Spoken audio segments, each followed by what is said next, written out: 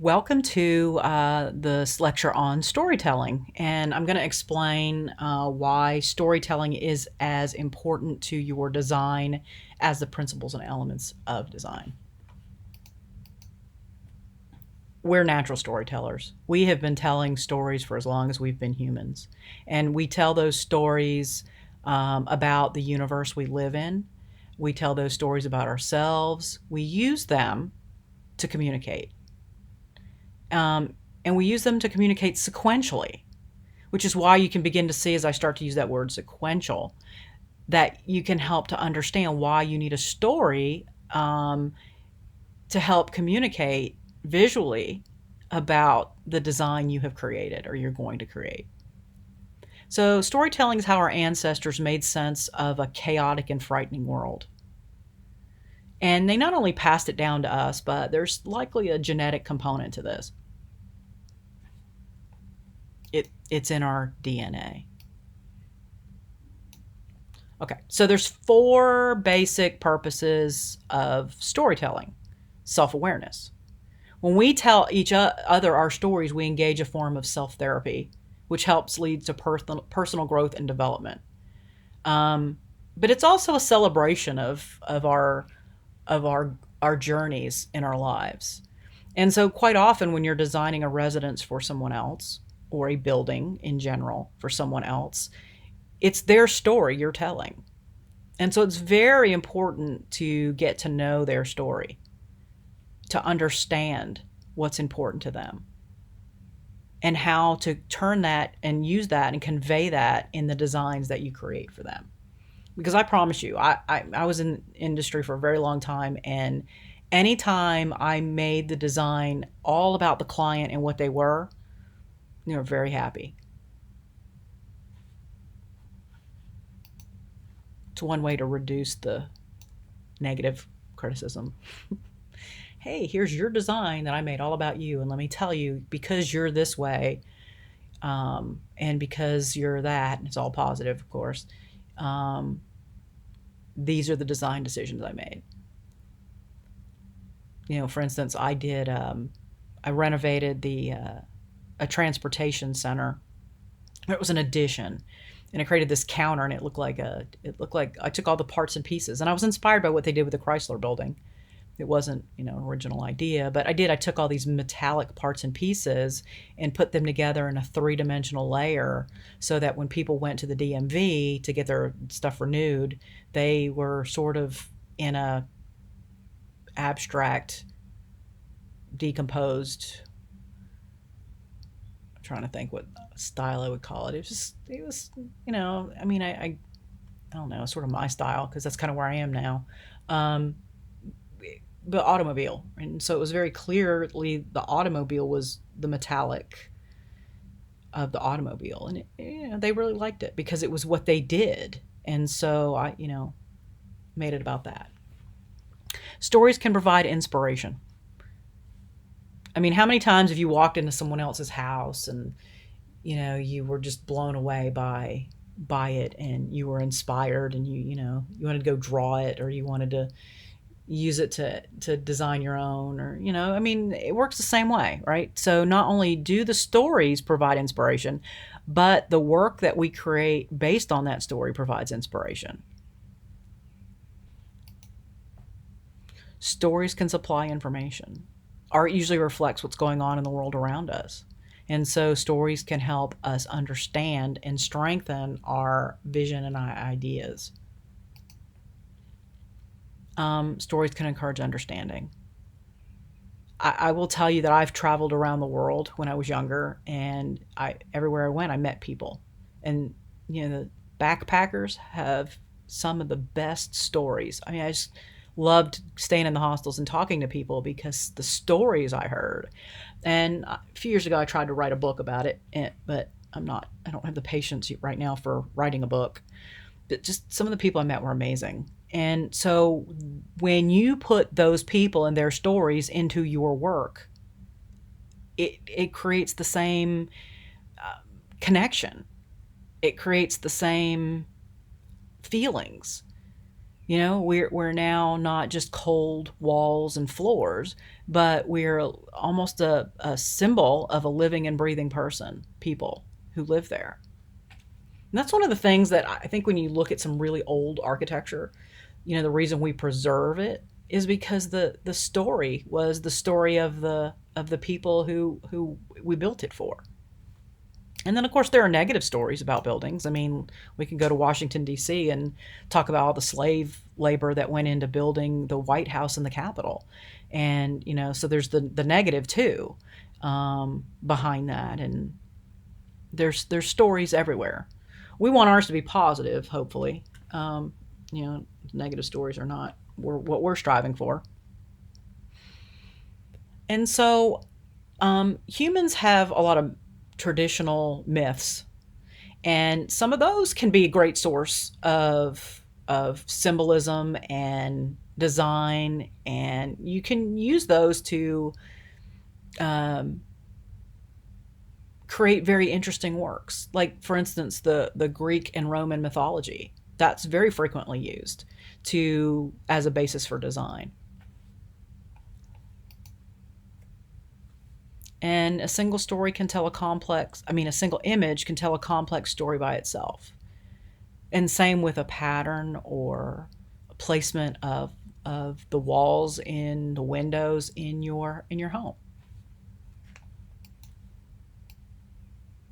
Obviously, more parts and pieces tell more complex stories.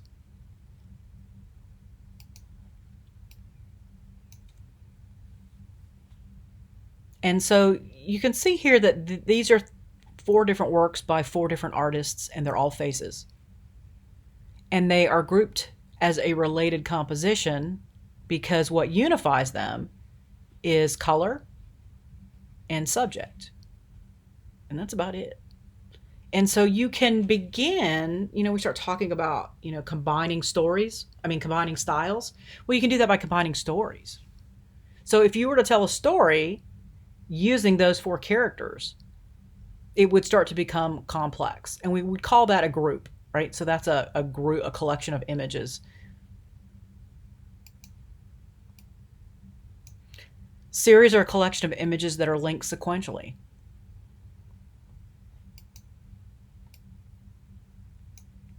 And because we progress through the building in a sequential order, that's something to keep in mind.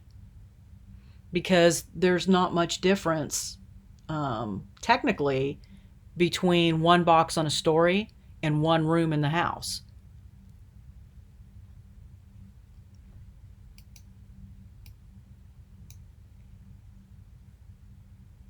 And so sequences are very much a part or integral part of design. And I don't know if you guys have seen that movie, but that was a really cool movie, Memento, where he couldn't remember what happened 15 minutes ago. So he went backward. The movie went backwards through the movie. It was really powerful. It was very original at the time. So in order for visual storytelling to occur in the form of architecture, a multiple layered language has to be developed. A spatial language is needed to tell the story of a particular place. If a spatial language is developed, it's possible to tell the appropriate stories. Stories of the people who inhabit or have inhabited a place, the cultural history of a site, and evolution of use, building materials, and technology. You'll often see that like with museums, but it doesn't mean you can't do it with a residence. In fact, some of my favorite houses have been designed based on the history of the ancestors who inhabited the space. And if you look at what, some of these natives, their spaces, some of the symbolism in the native cultures, and then bring that into the design of the residence, you get some really cool end results.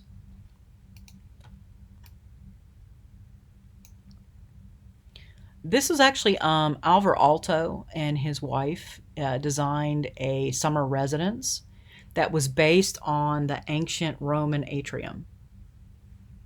And it was considered experimental. But his influence was Rome, the atrium in Rome. And he used that to tell the story of the building. Now, whether or not you like it, different story, because I get if you don't, I don't. But I appreciate what he was doing.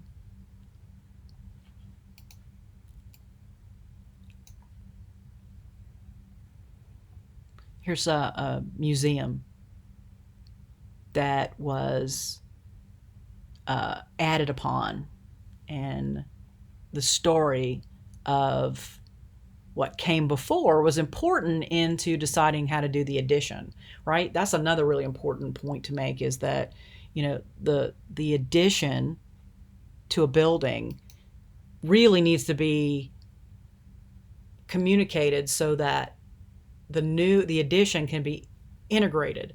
And integrating doesn't necessarily mean that it matches. Sometimes when you do an addition, it doesn't match. You don't want it to match. You want it to be separate.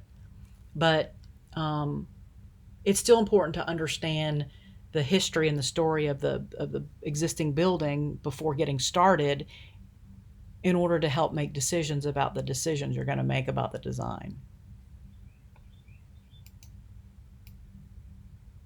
And just several examples here. I'll give you guys have access to these PowerPoints, so you can go through them, go through these examples more slowly and evaluate them, and see and help understand why stories in design end up with better design than design without stories. It just helps you make decisions. The same as a style helps you make decisions about color, stories help you make decisions about the overall design and decisions you're going to make. And so some of the things you want to consider at the beginning of your project: what is the focus? How should you approach the topic? What form will the project be in? Which elements or resources are you going to use? Which specific aspects will you focus on? What do you specifically want to depict or illustrate in your project? And make sure you have a very specific, I can't speak this morning, have very specific, rational, narrative related reasons for the details in your story and the images you choose to capture.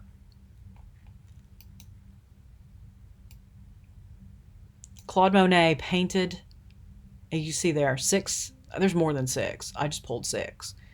He painted the same subject, which was the Houses of Parliament in is that right? Is this the House of Parliament? I think these were the Houses of Parliament. He painted them the same, or no, maybe this was the cathedral at Rouen. He painted them because he's French. I don't know why I was thinking England. He painted them the same time or different times a day, the same building, different times a day. And look what happens. So the building changes, the character of the building changes, or the character changes of the painting, or the image that you see, depending on the time of day.